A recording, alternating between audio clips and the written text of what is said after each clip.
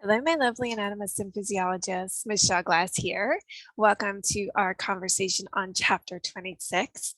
It's important to acknowledge that this is not really new information. This is information that we've covered, throughout the course. But this is the first time we start looking at the body as a body, meaning we're going beyond just looking at the cellular level. We're going beyond just looking at the tissue level. We're going beyond just looking at the body system level. And we're beginning to look at the body from the organismal level. So chapter 26, again, we'll be talking about things we've talked about other places, but kind of bringing it together in the context of the whole organism. And so let's begin by talking about fluid balance. And what we're really talking about here is the amount of water in the body. And we're looking at the relationship of water with solute. And so when we talk about fluid balance, let's pay attention that the human body, the adult human body, is about 50 to 60% water. And this varies by development. So we're seeing that the human body is more than half water. And when we talk about this, we'll see that different organs and tissues have different composition of water. So we'll see like the brain and the kidney have a really high water content. So we'll see about 80 to 85% of their mass is actually water. And then it gives us a number for like our teeth, which is very little water. And so this is just kind of like an interesting factoid that we're not having to memorize. When we talk about balance, we're talking about regulation of homeostasis. So let's go ahead and say that at the beginning. And so we're talking about balancing our inputs and our outputs to maintain the amount of water that our body needs. When we're talking about the fluid in the body, we'll see that we have two what are called fluid compartments. And we'll see the majority, so I'm going to make my line here really strong. The majority of the water in the body is going to be located in what we can collectively talk about is the intracellular fluid. Intracellular fluid is, of course, talking about the cytosol or the fluid inside of the cell. And we'll see about 60% of the total water in the body will be found in the cell. So when we're saying the human body is 50 to 60% water, then when we look at the amount of water in the body, the majority of that is found inside of the cell. The other thing we want to say about the intracellular fluid is, remember, we're going to have a high concentration of potassium ion inside the cell. And again, this is due to that activity of the sodium potassium exchange pump, which we've been talking about since almost day one of the course. The other fluid compartment we can talk about collectively as the extracellular fluid. So this is, of course, that fluid that is located outside of the cell. And here we can divide the extracellular fluid into the plasma. So this is going to be the liquid part of the blood. And we'll see that the plasma is going to consist of 20% of the total ECF. So this is a pretty good chunk, but not the largest chunk. When we talk about the other portion of the extracellular fluid, so the majority portion would be what we can call interstitial fluid. You can abbreviate this IF if you want. Interstitial fluid is going to be that fluid that's actually surrounding your tissues. And I'm going to put a box around that because that will actually be the majority of the extracellular fluid. When we do talk about the interstitial fluid, we will see a high concentration of sodium ion and also a high concentration of chloride ion. And of course, the sodium ion concentration is high here again because of the activity of our old friend, sodium potassium exchange pump. We did say that the ICF is 60% of the total water in the body. And so we're seeing about 1/3 of the body's fluids housed in this category of extracellular fluid. Now, when we talk about fluid movement, we'll see that there's really like two forces that will cause that. So one force we'll see is called the hydrostatic pressure. And we've talked about this when we were in the cardiovascular system. We talked about this in the urinary system. And what we're really talking about, remember, is this external force pushing fluid through the body. And so in the case of the human body, that external force is actually inside the body, but it's the heart. So we're talking here really about the push coming from the heart.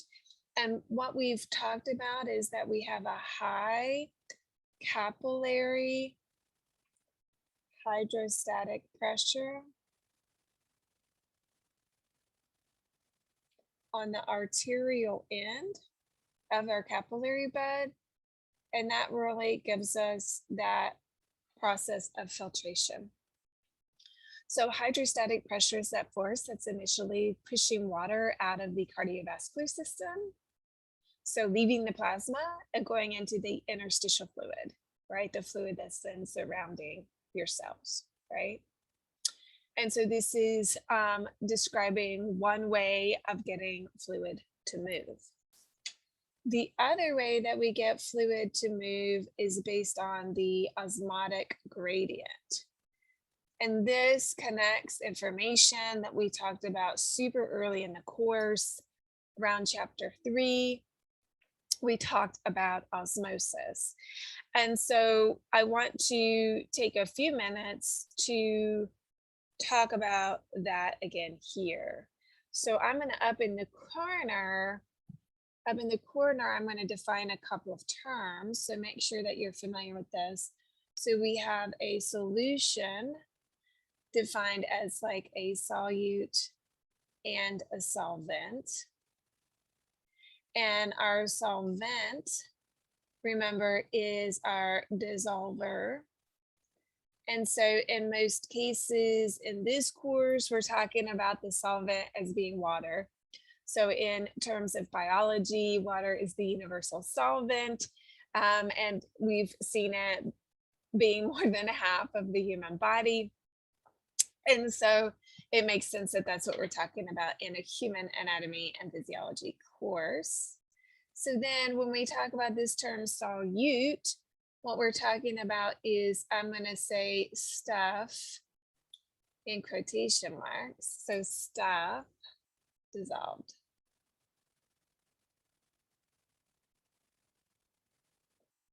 And again, when we're talking about this in terms of the human body, this is your electrolyte, this is your nutrient.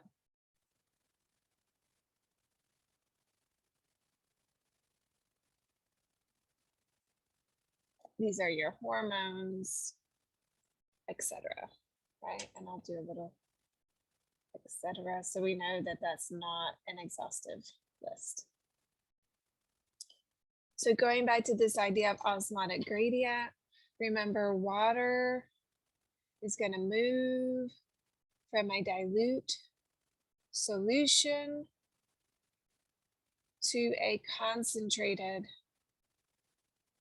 solution. So osmosis, remember, osmosis is the diffusion of water. And diffusion is talking about movement from a high to a low concentration. And in the case of the water, we're talking about the movement of water from water's high to water's low concentration. So a dilute solution is something that's very watery. In the human body, I think it's useful to think about a concentrated solution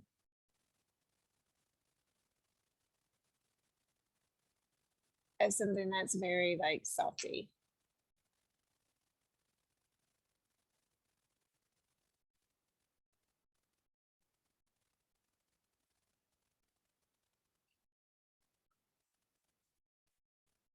So here's a couple of interesting applications.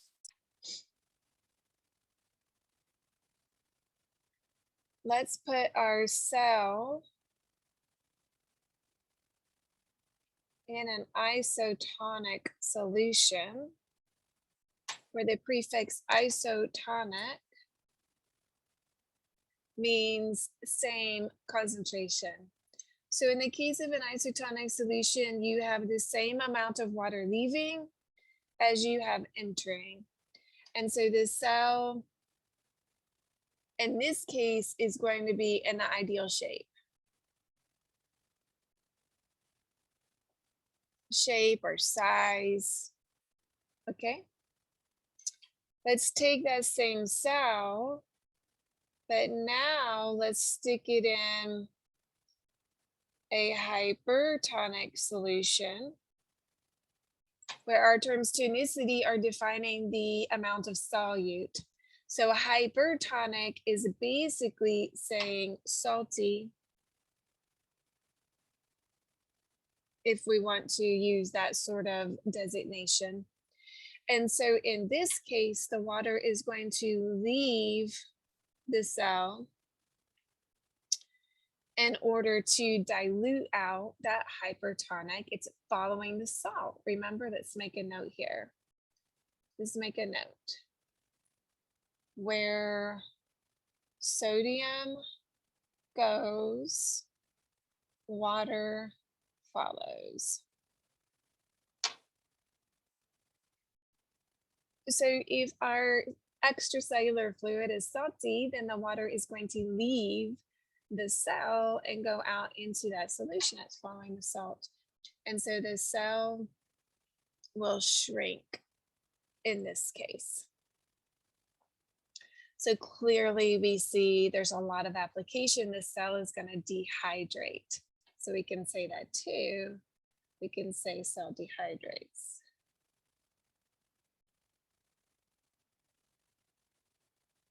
And let's do one more. Remember, we have also a cell can be in what we can call a hypotonic solution.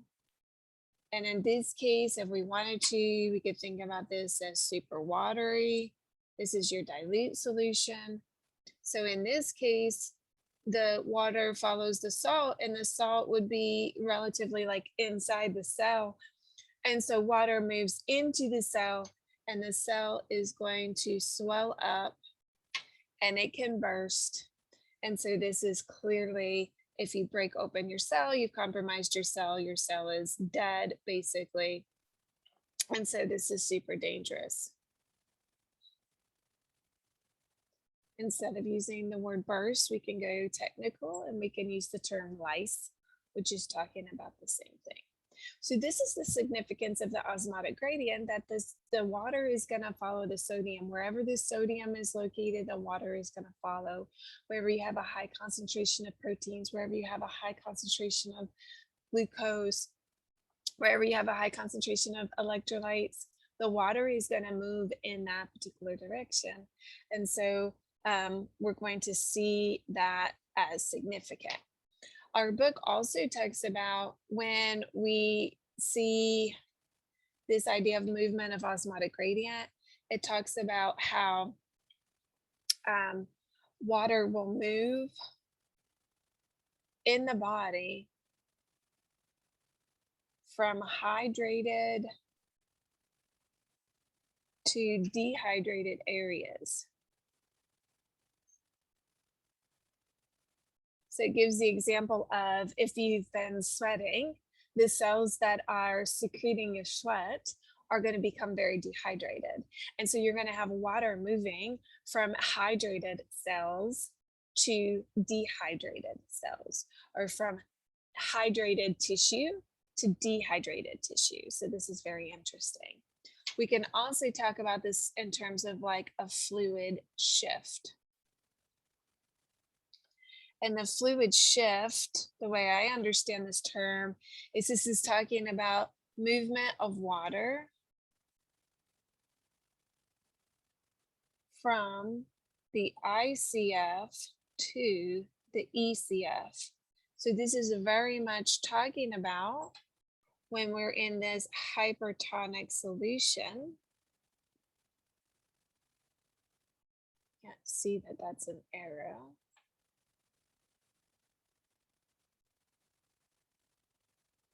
Okay, wait a minute. I know it's because we're way too zoomed in.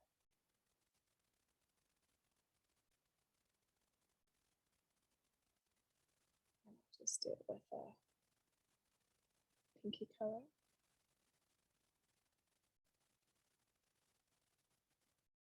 So when we see, for instance, if we have eaten a lot of salt and that salt has moved into our extracellular fluid, we'll see initially fluid from the inside of our cells being pulled out to the body fluids to help dilute it. If you just haven't had a lot to drink and you're a little bit dehydrated, the body fluids will become very concentrated and that will pull water out of your cell. So the significance here of this idea of the fluid shift is that kind of the initial automatic response in the case of having dehydrated fluid is to pull that fluid directly out of your cells. And so we can see where it's significant. You can only go a period of time without taking fluid in until you're going to have some really significant problems. The other thing to talk about in this case is what's going to happen in terms of balancing that water. So remember, we're going to have osmoreceptors, which are going to be part of the thirst center of the hypothalamus.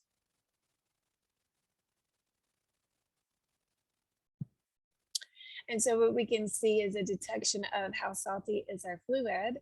And based on that, that can signal our thirst centers in the hypothalamus. And the hypothalamus then can release ADH, which is our old friend antidiuretic hormone. And we know that this is going to initiate facultative water reabsorption. Remember, we're going to say at both the distal convoluted tubule and the collecting duct of the kidney. And so this is going to increase water retention.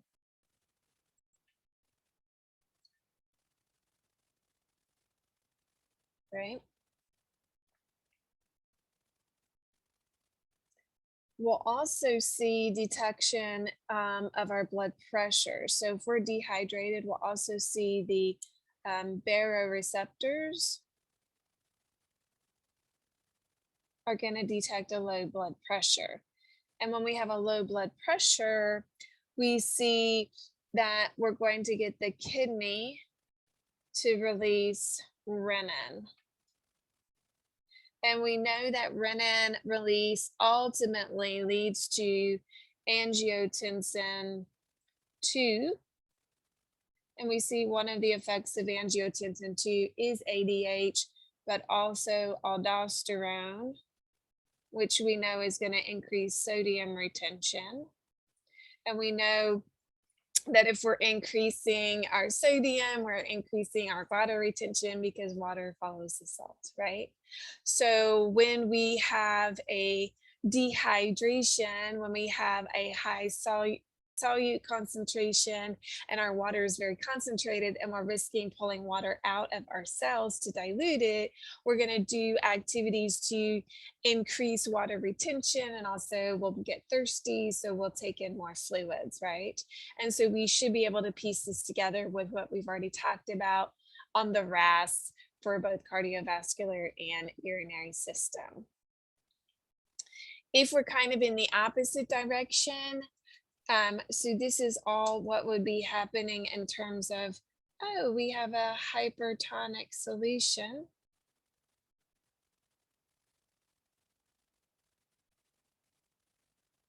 So this is all happening like when we have the hypertonic solution. If we have the situation of a hypotonic solution and we're worrying about we have too much water, we're going to see baroreceptors detecting that we have a high blood pressure, and that's going to get the heart to release your atrial natriuretic hormone, which is going to reduce the production of the ADH, reduce the production of the aldosterone, meaning you're going to increase your water secretion at the kidney, right? You're going to decrease your thirst. So you're going to do things to pull water out of the body and not take on extra water in this particular case. So you're increasing your amount of urination. So let's say that too. In this case, you would expect to, yeah, let's stop right here. All right. Up next, we're going to talk about electrolyte balance. So stay tuned. And as always, take care of yourselves and each other.